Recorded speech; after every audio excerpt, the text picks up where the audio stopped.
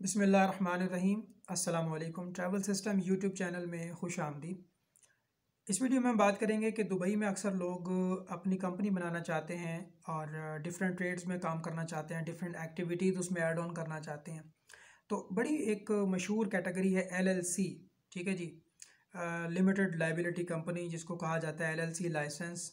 इसमें cell, purchase, services, जितनी तरह की एक्टिविटीज़ आप चाहें ऐड कर सकते हैं।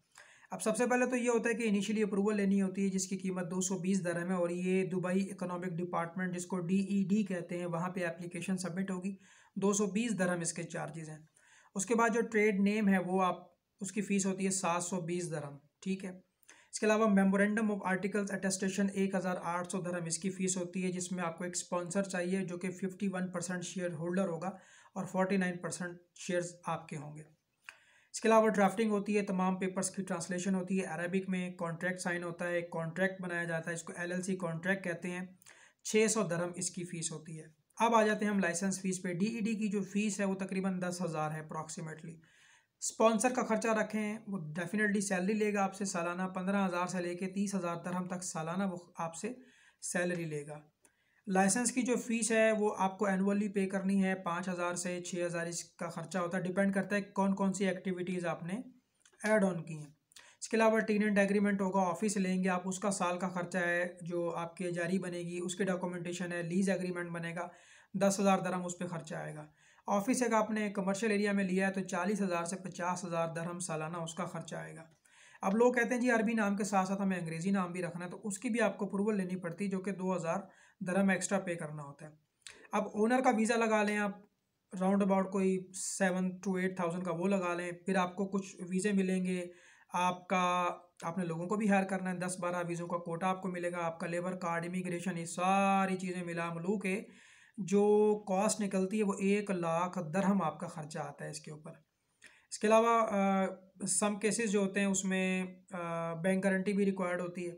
डेफिनेटली अगर आप स्पॉन्सर लेते हैं तो तकरीबन 2.5 लाख दरहम की बैंक गारंटी होती है, लेकिन ये सब में नहीं होती, कुछ केसेस में है। अब बहुत से लोग कहते हैं जी हम तो ऑनलाइन अपनी चीज़ों को मेंटेन करना चाहते हैं, चैनल्स पे हमारा अकाउंट होना चाहिए। तो तकरीबन उसकी जो फ़ीस है वो 2,000 दरहम है, जिसमें आपका सारा काम जो है वो ऑनलाइन आप उसको मेंटेन कर सकते हैं। तो कंपनी बनाना कोई रॉकेट साइंस नहीं है, आपके पास एनफ बजट होना चाहिए, 50% का बैकअप आपके पास जो है होना चाहिए, जितने भी आपके एक्सपेंसेस हैं, और कम से कम 3 महीने का बैकअप आपके पास होना चाहिए।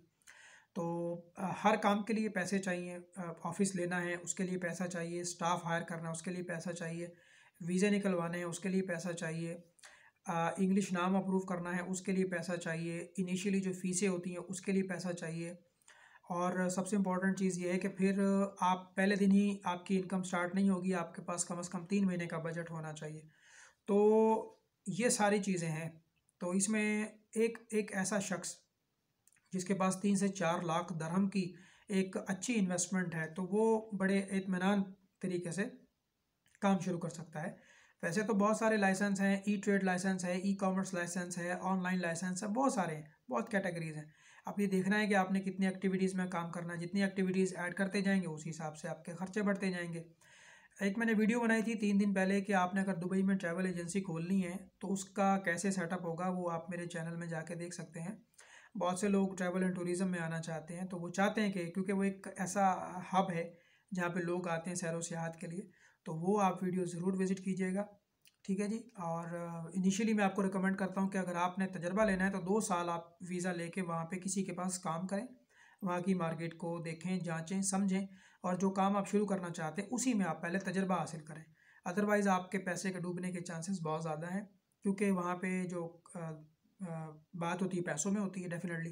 तो आप PKR में कमा के जाएंगे, दरहम में खर्च करेंगे तो ये काफ़ी आपको परेशान कर सकती है ये बात। लेकिन अगर आप 2 साल 3 साल वहाँ लगाते हैं, वहाँ पे अर्न करते हैं, वहाँ से कमाते हैं, दरहम में कमाते हैं और दरहम में लगाते हैं, तो फिर शायद आपको इतना ये पेनफुल नहीं लगेगा।